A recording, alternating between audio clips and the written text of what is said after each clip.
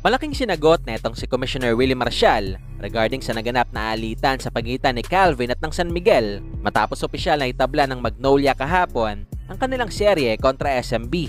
Yan ay matapos mang ilike ang video na ito, mag-subscribe sa ating channel at pakidamay na rin ang ating opisyal Facebook page. Pero bago natin simulan, alam mo ba ngayon ay mas madali nang maglaro at manalo dito sa 1xBet? Especially na pwede ka nang mag-cash in at mag-cash out through GCash. Kaya naman i-click lamang etong link na nasa comment section ng ating video at gamitin ang promo code na BGS2 upang makasali. Isama pa natin na pwede mo na rin i-download etong kanilang official app para sa mas malalaking papremyo na nag-aantay sa'yo. Kahapon nga mga bulero, maraming Magnolia fans ang paniguradong nagdiwang matapos nga nilang opisyal na itabla na ang serye kontra San Miguel.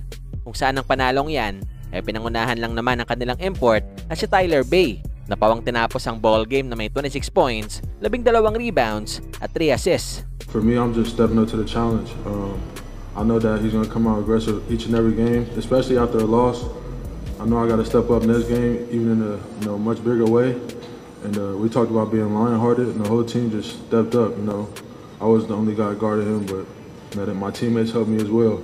So credit to them.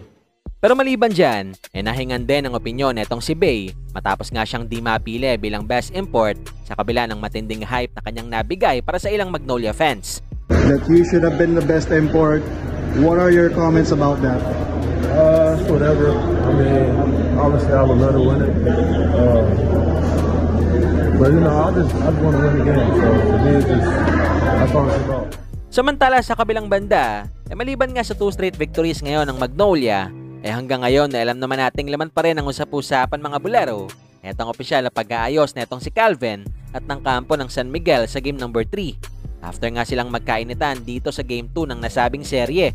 Kaya naman ngayon, sabay-sabay nga nating silipin etong ginawang galaw ni Commissioner Willie Marcial upang maisaayos etong naganap na alitan sa pagitan ni Calvin at ng San Miguel.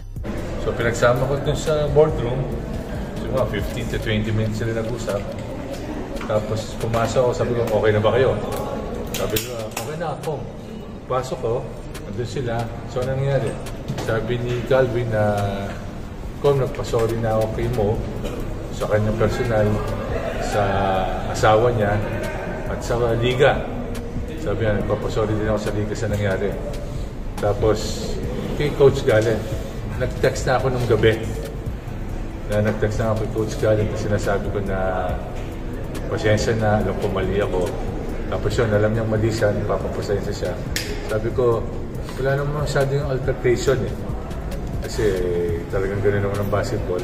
Ang masamang ginawa mo yung kay Coach Galen. Sabi ko, doon kita pipinahan. So, pinanahan ko ng 100,000.